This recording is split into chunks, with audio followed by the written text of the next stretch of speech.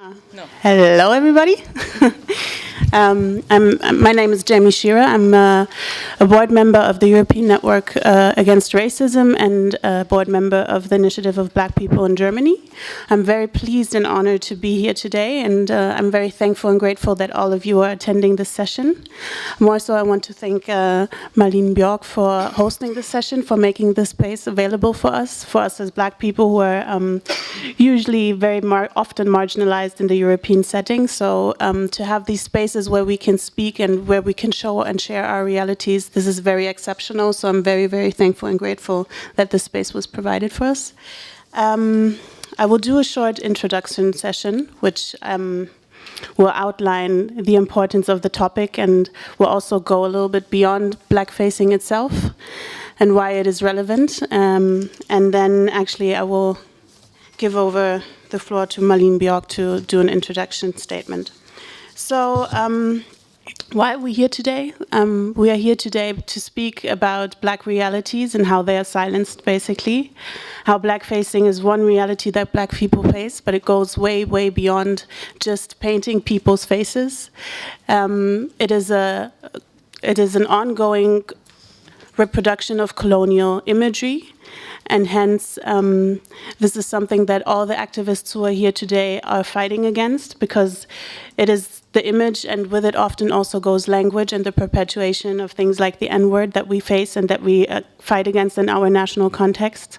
And for us, it is very important to draw a line and to work towards a re-education, because racism was an institutionalized project that is in children's books, that is in universities, that is in schools, and that hasn't been undone or hasn't been worked on to re-educate people on the imagery that is still there, that is still found in these children's books and often in children's traditions and so on and so forth. So what we face and what we see is that it's called a tradition, but actually this tradition has its roots in racism and needs to be countered as such.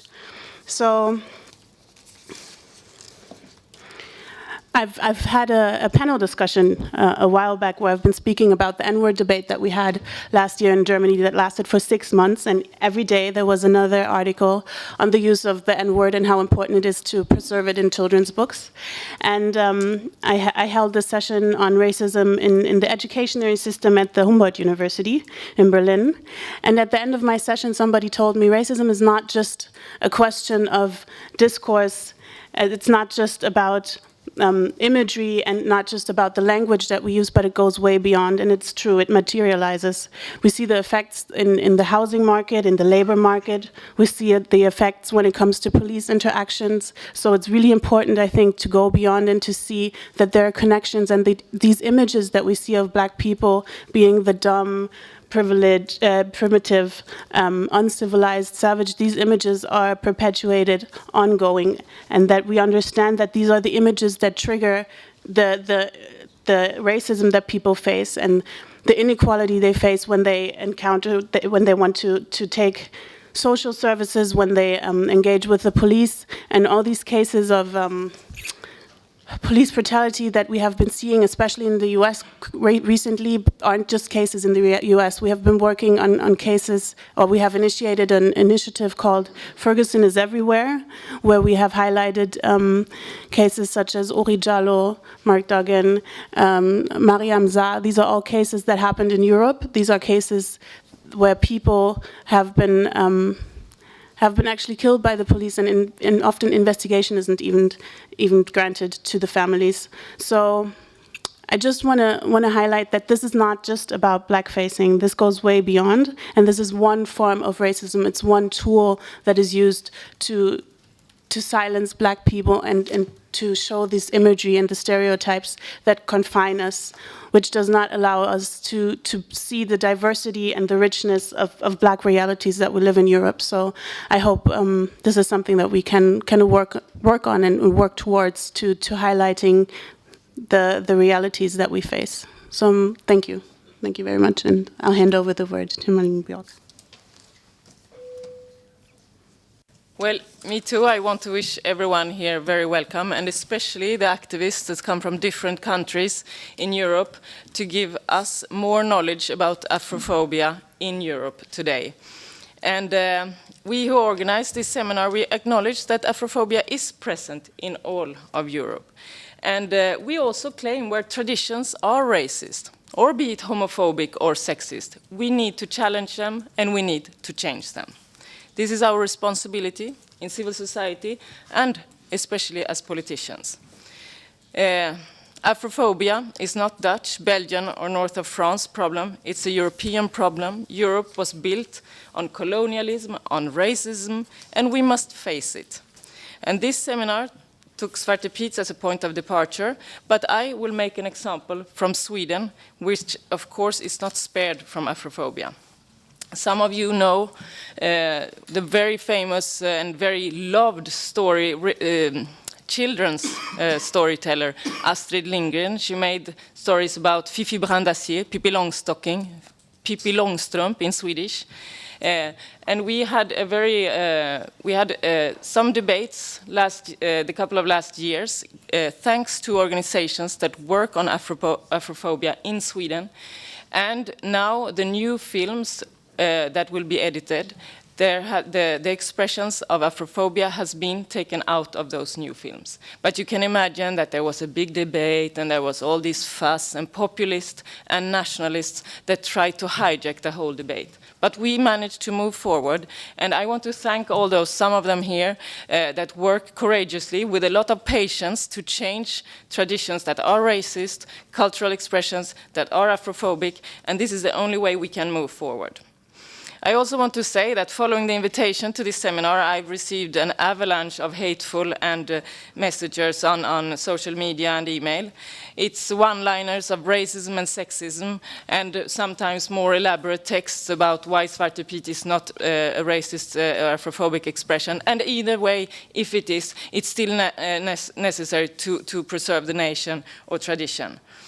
I think that these aggressions and this hate makes me even more determined that we need to open up more spaces like this, where we can address racism, and this specific form of racism that is Afrophobia in Europe can be scrutinized and counteracted.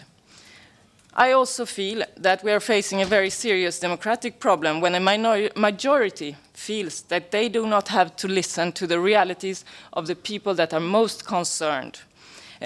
Should we define homophobia without listening to gays and lesbians? Should we define sexism without listening to women? Should we define Afrophobia without listening to what black people have to say? I think not. It is not up to angry white men to shut us up, to tell me what sexism is about, to tell me what homophobia is about, or to tell black people in Europe what Afrophobia is about. So, today we have the time to listen, learn, and to evolve. And for this, I thank you for being here and to take your struggle with you to the European Parliament. This is an important space. This space is ours, it's yours, and I think I thank you already now for making your very, very big effort to make our societies more democratic, more just, and more equal. So thank you, everyone.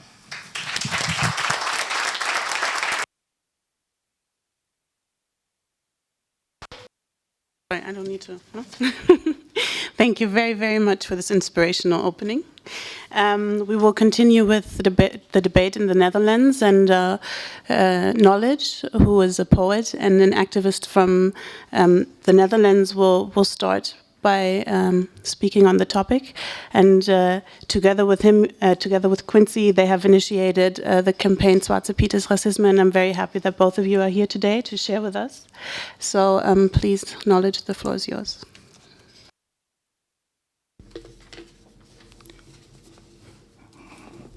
Good afternoon, esteemed members of European Parliament, representatives of civil society organizations, and European activists.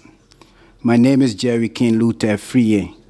I stand before you as a man and as a father of two precious black children. I'm here as a representative of Kick Out Zwarte Piet, an initiative by the Zwarte Piet is Racism campaign and Zwarte Piet Niet. ladies and gentlemen, I stand before you with great humility. We live in a beautiful world. It's a world that needs work, however. And my country, the Netherlands, is not exempt for the great task ahead of us. It may be a rich country. It may believe itself to be tolerant. It may be a place where each and every child has the opportunity to go to school. But it is nowhere near perfect. The people of the Netherlands must unlearn the notion that their country is an innocent country. There's no way around the fact that the Kingdom of the Netherlands is in fact a racist institution. In order to understand Zwarte Piet, you must understand Dutch racism. And to understand Dutch racism, it is necessary to understand the country's often hidden history of slavery and colonialism. The Kingdom of the Netherlands was involved in the transatlantic slave trade for over 2 centuries. It was responsible for more than 500 slave trading voyages and the enslavement of more than 500,000 African men, women, and children. Research has shown that while in British and French colonies, the African population was reduced by 50% when slavery ended, in the case of the Netherlands, this figure was 90%.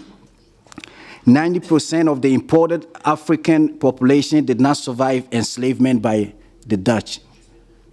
Slavery may have ended, but racism most certainly did not. I can assure you that the tactics, the mentality, and the racist elements that produced the transatlantic slave trade are still alive and kicking. No matter how much we deny racism, racism is real and tenacious.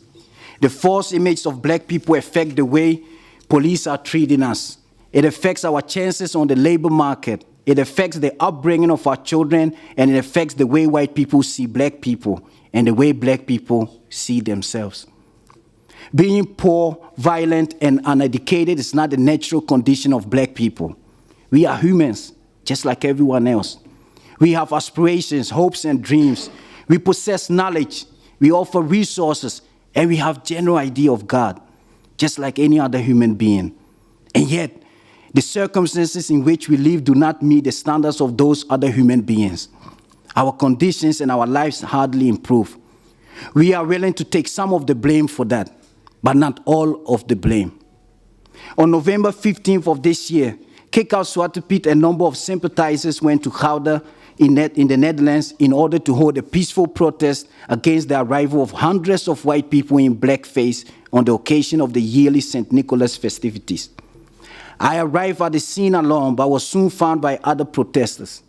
Young men and women who decided not to allow themselves to be downcast by frustration, but instead to stand up against racial discrimination. We stood next to each other, side by side, holding hands peacefully. Some of us wore anti-Zwarte Piet shirts. We did not make a sound. We were just standing there calmly and quietly. In no time, however, we were surrounded by the police and unlawfully arrested. I was violently arrested and put in a chokehold, much in the same way as Eric Garner, who succumbed to similar behavior by the police some months earlier. I could only think of him as the police suffocated and subdued me. Later on, both politicians and the media called us violent, hooligans, and extremists. But the truth of the matter is we were arrested for standing up for our right to be respected as human beings and to be treated as such. Black people who arrived in Gouda on November 15 were racially profiled. Even blacks who had nothing to do with the peaceful protest were singled out and questioned. They were taken away from their families and asked what they were doing in Gouda. After I've been arrested, I was stripped off my clothes and left on the cold floor inside the police station for hours without a blanket or something to cover myself. This is the price you pay when you oppose Dutch racism. Immediately following our arrest, Mayor Milo Schoenmaker threatened to impose sanctions upon us in the form of a steep fine. He announced this during a press conference that was held the same day. We, Kick Out Zwarte Piet, and other concerned citizens of the Netherlands believe that in a just society, a post-racial society, a racism-free society, it is not the peaceful protesters who should be fined, but instead the mayor and the police who should be held accountable for their irresponsible behavior and the breaching of the human rights of peaceful protesters. What they did constitutes a grave violation of our human rights. This must not go unpunished. Therefore, on this historical day, we call on the European Parliament to compel the Dutch government to take action against pervasive racism and Afrophobia in the Netherlands. We call on the Dutch government to conduct an independent investigation into the violation of human rights in Gouda on the 15th of November 2014. We call on the Dutch government to take the lead in the public debate regarding a moral ban on the racist caricature of Black Pete in public spaces, workplaces, and schools in 2015. We call on the Dutch government to require schools to teach the real history of Dutch colonialism and slave trade in order to create a widely held support base for our efforts. We demand that Black members of our Dutch society be treated with respect and decency, and that the suffering of our ancestors be recognized and shown regard. We call on the Dutch government to strongly condemn the aggression towards and violent harassment of peaceful protesters who are laboring for a society that's more just and fair. We call on the Dutch government to be true and committed to the theme of the International Decade of People of African Descent, recognition, justice, and development for people of African descent in the Netherlands. Finally, we call on all members of the European Parliament, representatives of civil society organizations, European activists and citizens to make an appeal to the Dutch government requesting them to take the lead in this matter. To my fellow countrymen and women back home, I turn to you with the following words. I know you didn't kidnap anyone. You didn't enslave, rape, or kill people. You didn't own slaves, and you are right when you say that all of that happened before your time. Yet, the fruits of slave labor are still yours, and you cannot run away from the responsibility this brings with it. As human beings, as descendants of slaves, as well as slave owners, it is up to us to ensure that such an atrocity will never happen again, anywhere, ever.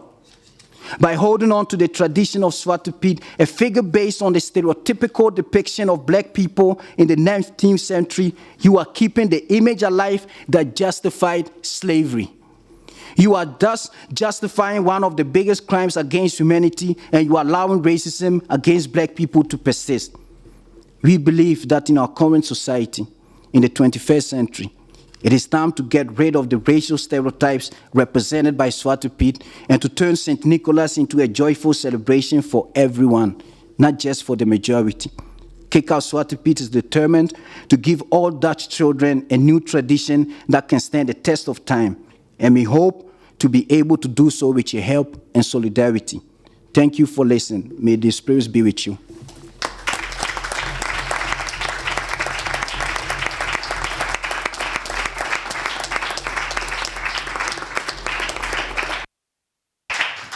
Thank you very much for sharing this with us. Actually, we have to take a little break, and not a break, sorry, but skip around, because Cecile Kyenge will speak. She's an MEP from Italy and is actually always standing up against racism that's happening, especially against Black people in the European setting, in the European Parliament. So I'm very thankful and grateful that she's the next one who has the word.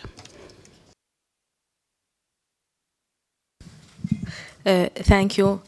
I want to speak in French because I want to say what I want I want to say for my heart, and it's important for me to speak in a language what I can say freely.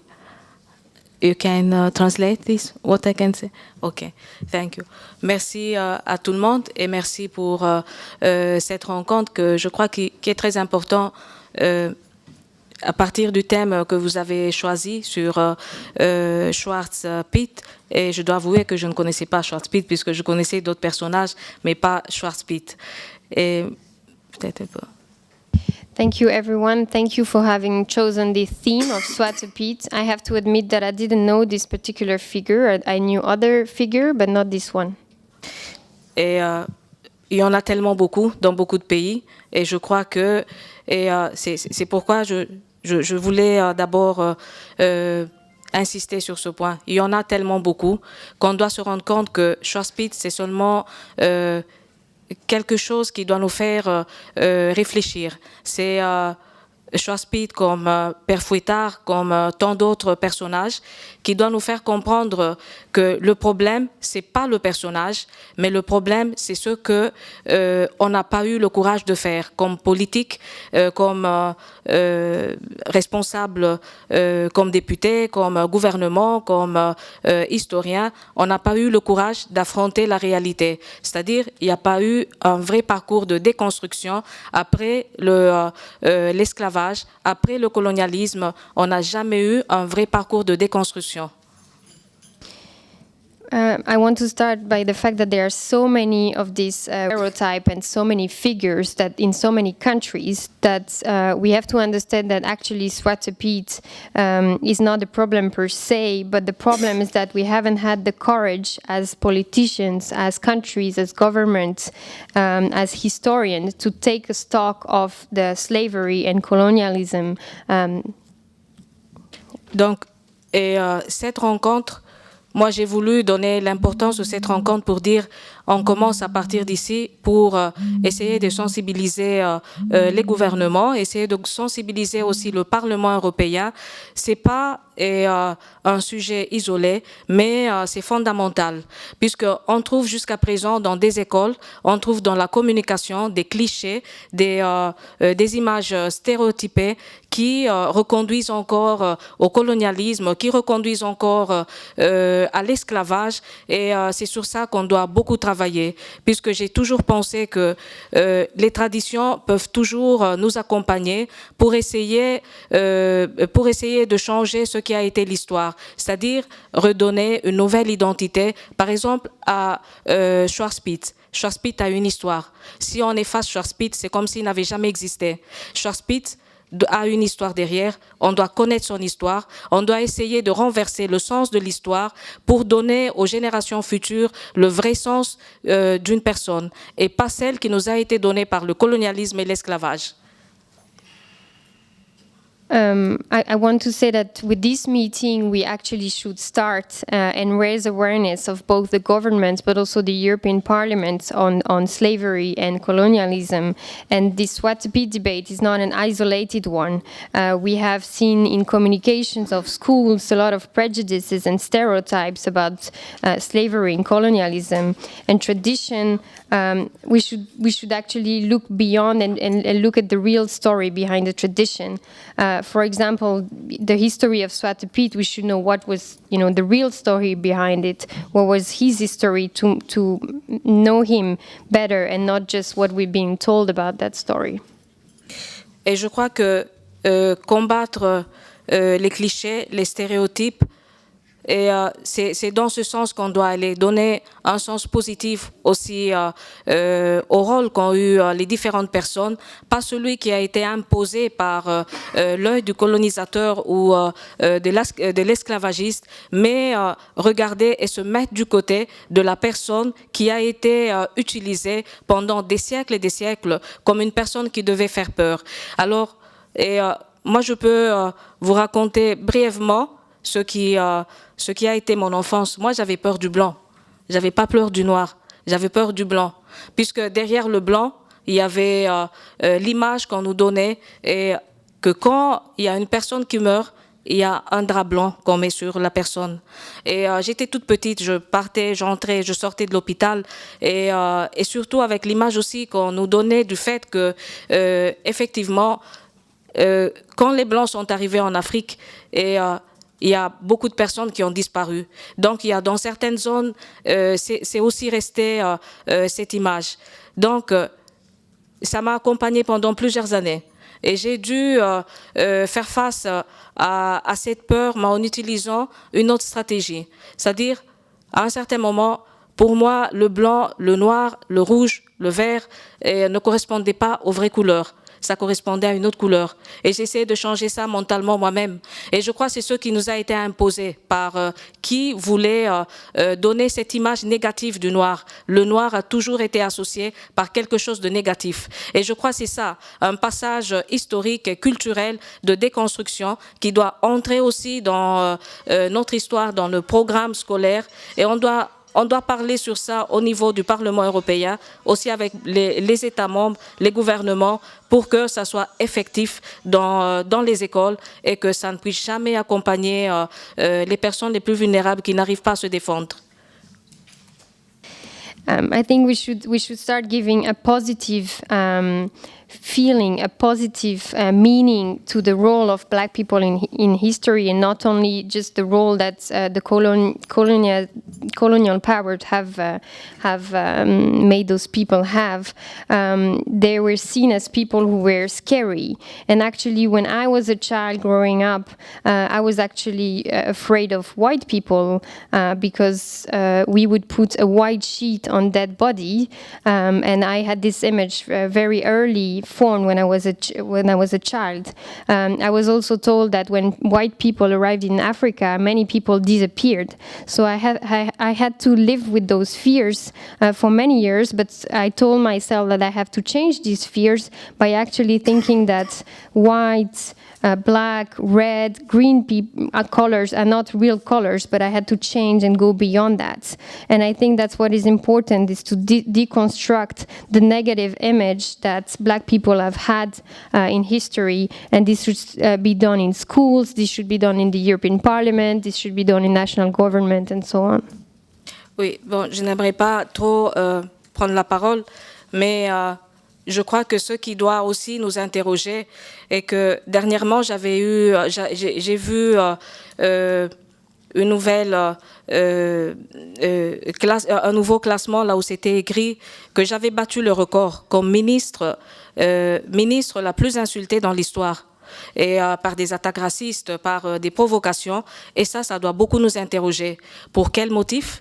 J'ai été la ministre la plus insultée durant la période de mon mandat au pouvoir. Parce que j'étais noire, puisque j'étais femme, puisque j'avais étudié, et puisque je devais normalement correspondre aux clichés qui ont été donnés aux Noirs, qui ont été donnés aux personnes qui sont différentes, et il fallait nécessairement que je respecte ça. Malheureusement, c'est pas de ma faute, j'ai pas respecté puisque j'ai étudié et je suis noire, je suis femme et je parle très bien la langue italienne et j'ai pas réagi comme tout le monde l'attendait puisqu'il fallait que les gens s'attendaient que je puisse réagir avec la violence, et ça n'a pas été mon cas. Et je crois que ça a beaucoup choqué. Alors, malheureusement, dans tout ça, moi, j'ai pas eu de soutien de la part des institutions, du gouvernement. Ce que moi, je demande maintenant est que c'est un problème politique. On doit chercher de faire des normes dans tout ça. On doit aussi essayer d'accompagner du point de vue culturel. Et je terminerai après par une histoire qui a caractérisé mon mandat et qui pourra aussi servir d'exemple pour notre combat, que Zwarte Piet, c'est seulement le point de l'iceberg, mais le problème est très vaste. Actually, I just received a new ranking that I have been nominated the minister who was the most insulted in history when I was a minister in Italy. And why we should ask ourselves the question about why is that I've been the most insulted minister in history? Because I'm black, I'm a woman, I'm educated, and I didn't conform with those stereotypes that were ascribed to me. I speak Italian very well, I'm educated, I'm a woman, and therefore I didn't conform with the stereotype that I should be ignorant or violent. And in those insults that I received in Italy, I have received no support from the institutions, from the Italian government, from the European Parliament. And actually, I think this is a European problem. And I'm going to tell a story about this struggle and why I think that Zwarte Piet is just the tip of the iceberg. Oui, et l'histoire avec laquelle je termine, c'est l'histoire de le vice-président du Sénat, Calderoli, de la Ligue de Noirs, qui m'avait insulté en me comparant à une guenot. Et moi, j'ai toujours dit que c'est pas moi, comme personne, comme Cecile, qui l'a insulté, mais il a insulté toute une communauté, il a insulté beaucoup de personnes, et puisqu'il comparait Cecile avec tous les Noirs comme étant des singes ou des guenots. Alors nous sommes partis au tribunal. Le tribunal, il y a un mois, n'a pas pu décider. Le tribunal m'a dit, c'est impossible, je n'arrive pas à décider, je dois renvoyer au tribunal du Sénat pour qu'il puisse décider. C'est ce qu'a prononcé le vice-président du Sénat, ce sont des insultes, ou bien si c'est un langage normal et, pour un politicien. Alors moi je croyais que c'était une blague, et là ce n'était pas une blague. Et on va se retrouver le 13 janvier, et de nouveau au tribunal. Et je vous parle que dans tout ça, je suis en train de faire un parcours seul, sans les institutions, sans l'appui de mon parti ou sans l'appui de quelqu'un qui, normalement, pouvait arrêter tout ça. Le 13 janvier, on doit se retrouver avec la réponse de la décision du tribunal du Sénat. Et moi, je leur ai dit, je ne m'arrêterai pas ici. Je crois que ce combat doit aller plus loin et tout le monde en Europe doit connaître ce dont nous sommes en train de parler, puisque le langage politique, langage politique, ça ne doit pas se confondre avec des insultes, et qu'en comparant ma personne avec des singes ou des guenons, il a insulté toute une communauté, et ça ne doit pas être un combat isolé, mais ça doit être un combat de toute une société.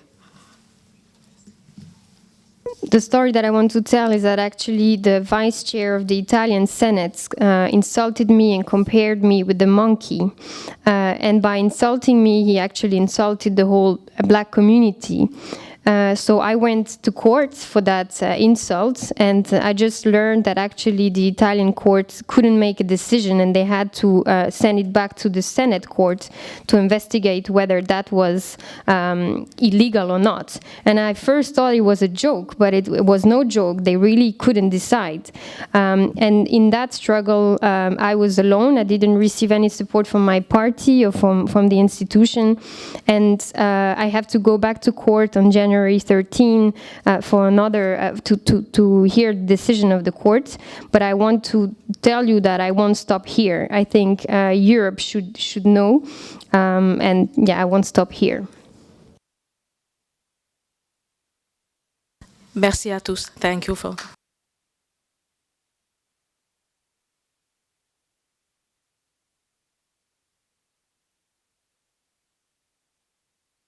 Thank you very much, and also for making apparent and visible that it's exactly this, that we lack actually the instruments also to fight racism, and how important it is still to stand up and to, by going through the system, to enhancing the system or making it better, and to highlighting that exactly that is the issue, that we're not protected enough. So thank you very much, and also for fighting, for continuously pushing. I know it's not easy.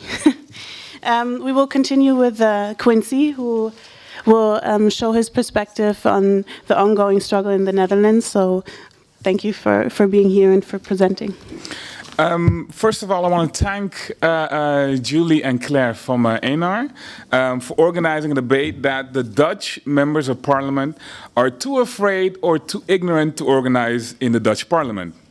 The presence of the Islamophobic Hans Janssen today is also telling in that regard.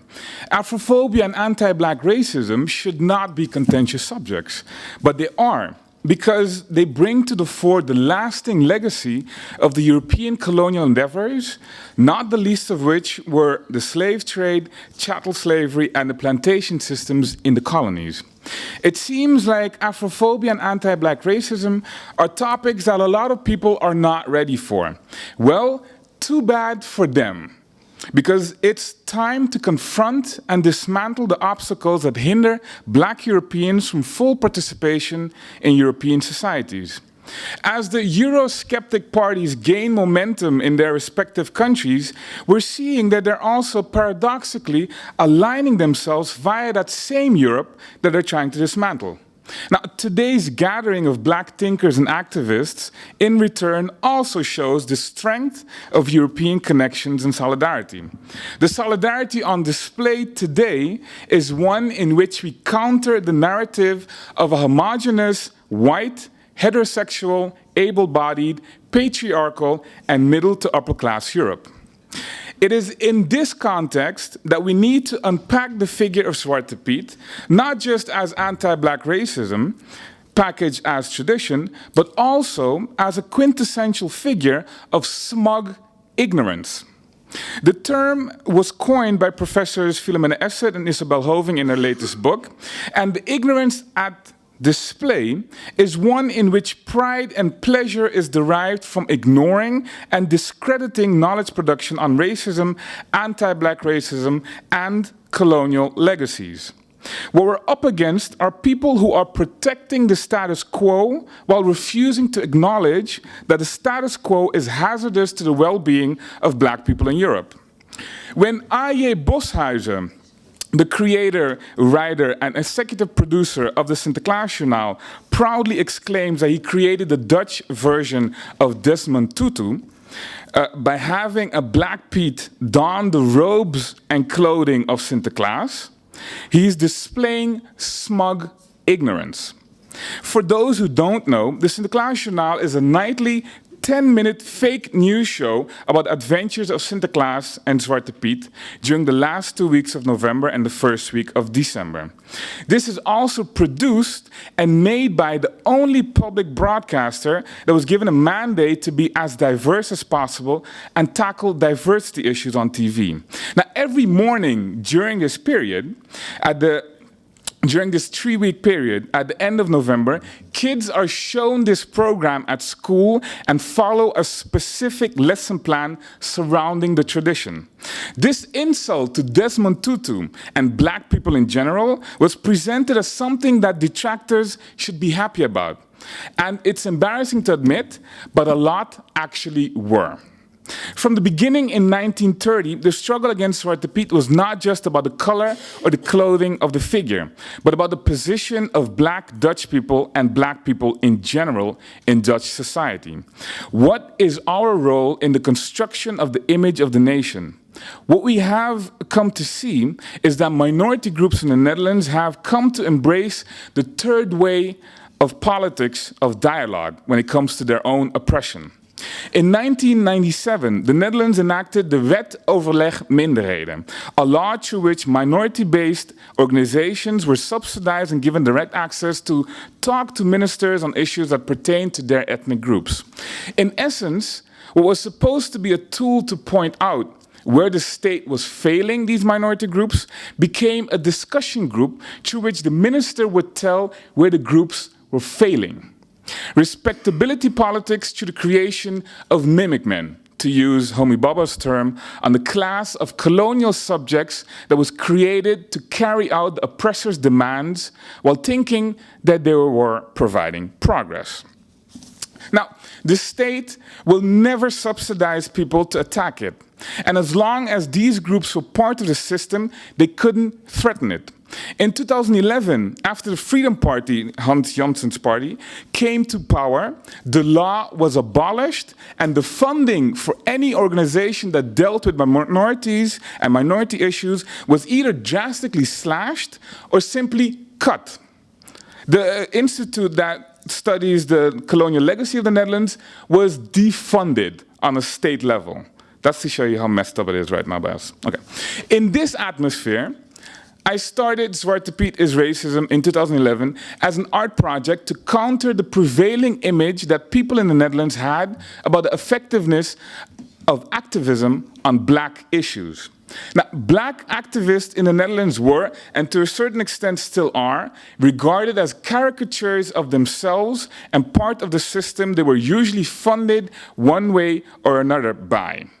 The abuse that I have been subjected to the last 3 years, and especially this year, by the largest media corporation in the Netherlands, the Telegraaf Media Group, the Freedom Party, and the Christian Democrats, has for a large part been about going after my finances and how I make a living.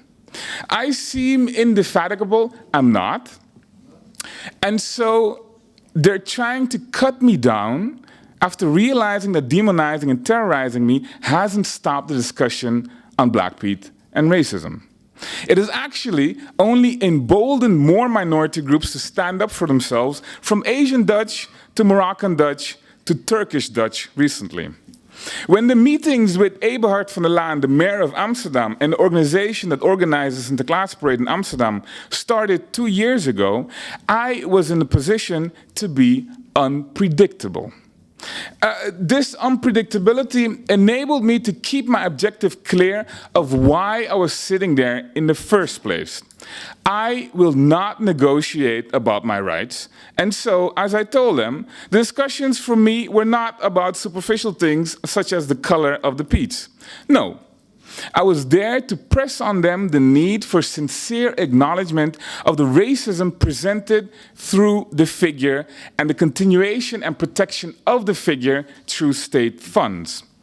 The solution can only come when the problem at hand is actually acknowledged, which it still hasn't been. And I know that Knowledge and I absolutely disagree on this point. The new peats that he tried to introduce last year during the commemoration of the 150 years since the abolition of slavery were poorly conceived and poorly timed, in my opinion. The idea that a simple wardrobe change is what we're after, such as Boshuizen's Desmond Tutu peat and the various colored peats, have only played into the hands of those who want this discussion on anti-black racism to go away.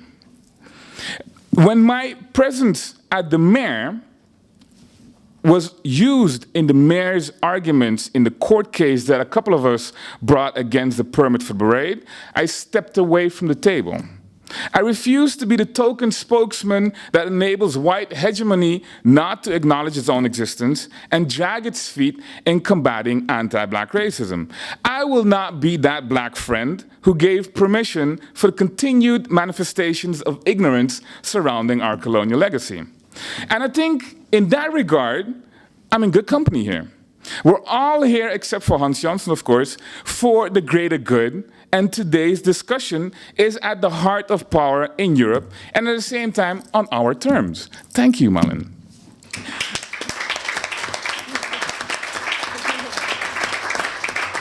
We're not here for appeasement. We're not here to go through the motions, but to use our time and tools effectively. For me, today is about a revolutionary black emancipation in Europe. We're black Europeans and have made this our home, and at home, we will protect ourselves.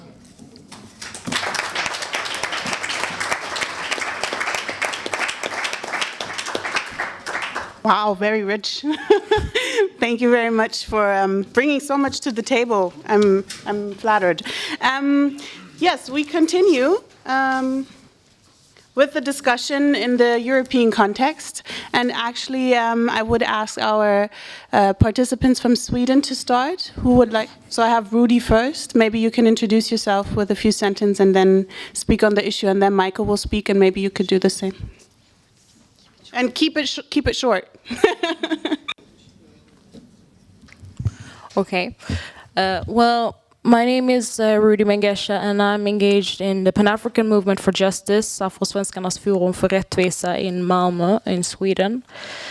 And first of all, I welcome this initiative from the NGL group, and particularly I want to thank Malin Bjork in bringing attention to such an important topic of Afrophobia in the corridors of the European Parliament today. It's important to be aware of the fact that Zwarte Piet is only one form of Afrophobic expression amongst many, and even though this particular form of Afrophobic expression is connected to the Netherlands, it is manifested and reproduced in several different forms and countries in Europe today. Just about 2 weeks ago, we were informed of a plan to organize a Zwarte Piet parade in the streets of Stockholm, organized by a Dutch organization and to be hosted by the Embassy of the Netherlands in Sweden. It has also come to our knowledge that this parade has been carried every year for several years without our knowledge. But this time around, different black activists and organizations took a clear stand and reacted by publicly condemning the parade and by sending the embassy a letter expressing our concerns. The parade was then cancelled this time around as a result of our reactions, but the event did take place indoors within the compounds of the embassy. A similar Afrophobic expression that we have seen lately in Sweden was the mock slave auction that took place in Sweden at a higher institution of learning at Lund University, when white students blackened their face and had nooses around their necks and hands at a student dinner party, where they decided to hold an auction selling these students with black faces representing enslaved Africans. We see how post-colonial racist imagery is reproduced and normalized in children's literature, motion pictures, and everyday cultural expressions. A perpetuation of an imperialistic and racist colonial discourse with the only objective of denigrating and excluding black people. Psychological research has shown that children as young as 3 years old can distinguish their color. This is also clearly manifested in the famous doll test by Dr. Kenneth Clark in the 1940s in the USA, but it was also followed by similar experiments as recent as 2012 in Denmark. Stereotypes are easily absorbed by children, and because parents usually think kids are colorblind, these stereotypes are often not questioned. But research has shown that by the age of 4, 25% of children already have preconceived social stereotypes. Nevertheless, parents often think that this is not important or are afraid to talk about the social construction of race and color, and therefore do not teach children to deal with racist undertones present in contemporary society. Building a positive racial and cultural identity is crucial for non-white children in a white majority population. White children must also learn to develop the skills to function in a multicultural society. However, in Sweden, we are still debating about the N-word and a pastry called N-balls, or about the racist elements in children's literature, such as Pippi Longstocking. There has also been an explosion of Afrophobic and racist attacks against people of African descent in recent years, occurring not only in Sweden or the Netherlands, but also in the entire European Union, which is supposed to embody the values of the EU Charter of Fundamental Rights. These manifestations all have one thing in common. They do not recognize the rights of people of African descent as equals, and their actions are often a reflection of normalized post-colonial perception of black people. This is why we call on the EU institutions to publicly recognize and condemn Afrophobia in all its forms, even Zwarte Piet, and to put in place a European strategy to combat Afrophobia in accordance to ENAR's recommendations. And in Sweden's case, it is especially important because of the harsh political climate that we have now, with the racist party as the third largest one now. A second step would also be to ensure that EU member states, in consultation with civil society and the black community, formulate and adopt national strategies for the promotion of equality and social inclusion of people of African descent and black Europeans. And even though there are legal measures in Europe in the form of, for example, the Racial Equality Directive and the Framework Decision on combating racism and xenophobia, people of African descent continue to face challenges and obstacles to a complete integration and social inclusion, a present situation which remains invisible on the European and national policy agendas. On the occasion of the UN Decade for People of African Descent, we recommend that the European Union takes its long-awaited responsibility by shifting considerable focus in officially recognizing the realities of people of African descent, by safeguarding their security, guaranteeing their respect for their human and fundamental rights, and promoting equality. This will not only empower the group, but create the well-needed structures to effectively advocate and lobby for the recognition and adoption of the strategic framework of action for the social inclusion of people of African descent and Black Europeans by the European Union and its member states. Thank you.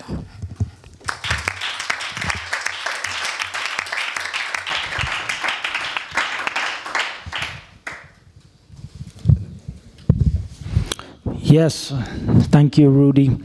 Yes, thanks Malin Bjork for making this possible, and also for ENAR for making this possible. My name is Michael McEachran, and I'm a member of a Swedish NGO and anti-racist collective called Fight Racism Now. Let me begin by reiterating what has already been said, that the black Piet tradition is symptomatic of a broader problem in Europe today. Yes, okay. The ease and naturalness with which the overwhelming majority in the Netherlands support a tradition where Sinterklaas is depicted as a white, good, wise, benevolent person who often sits on a horse and gives orders to his black, clownish, dumb helper, Black Pete in blackface with red lips and an afro wig. The naturalness and ease with which all too many people perpetuate this racist imagery, deny its racial charge, and defend it as an inherently Dutch tradition, and with irrational excuses such as that Black Pete is black with an afro wig and red lips because of chimney suit. All this may be said to be symptomatic of the racial stratification together with widespread denial that race at all is relevant that people of African descent and other minorities face in Europe today. Let me take my own country, Sweden, as an example. Much like the Netherlands, Sweden is a country that prides itself in being an open and tolerant society. Like the rest of Europe, Sweden also prides itself in being based on a respect for the equal worth of all and the liberty and dignity of the individual as its constitution states. Still, like all other European societies, Sweden too is a racially stratified society. Judging from the patterns of discrimination and exclusion in European societies today, it is clear that at the bottom of European divisions between a national us and a foreign them is race. In Sweden, like in other European societies, people of color, the visible minorities in general, and people of African descent in particular, are the ones most vulnerable to discrimination and marginalization. Just to mention a few examples, Sweden's urban areas are spatially segregated along racial lines with people of color concentrated to low-income public housing projects. Across Europe, African immigrants are overrepresented in similar low-income ethnic neighborhoods. In Sweden, too, residents who are born in Africa are most likely to live in low-income neighborhoods with high concentrations of other visible minorities, whereas migrants from other European countries are most likely to live in neighborhoods dominated by native-born residents. And such differences remain even after factoring in employment and or level of education. In Sweden, non-European immigrants in general and immigrants from Africa in particular have the country's highest rates of unemployment, with unemployment rates of approximately 25% compared to 4 to 5% for ethnic Swedes. On the whole, people of African descent in Sweden have a particularly hard time finding jobs and the lowest educational payback in the country. They are also the group most exposed to hate crimes in general and violent hate crimes in particular, and hate crimes against people of African descent in Sweden are on a steady rise too. In view of such racial stratification, it will not do to ignore, deny, or downplay the social significance of race as is typical today in the Netherlands, Sweden, France, and other European countries. Neither is it enough to merely prohibit discrimination. Sweden's new anti-discrimination law, which does not even properly acknowledge race, has merely led to a trickle of convictions, will by itself do nothing to eliminate the racial hierarchy of Swedish society. And this is true of anti-discrimination law in Europe in general.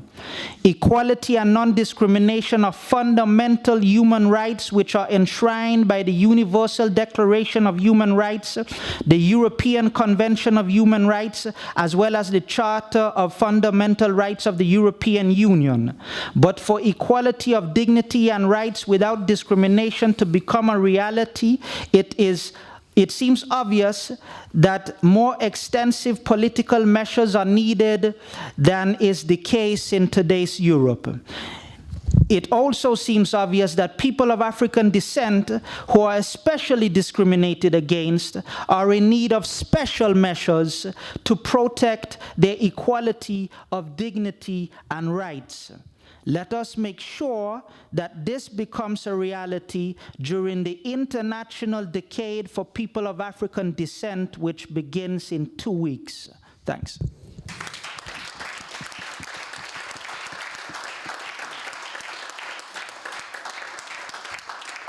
So we're a little bit behind the time schedule, so what we're going to do is we're going to be sharp with the time now. I'm sorry.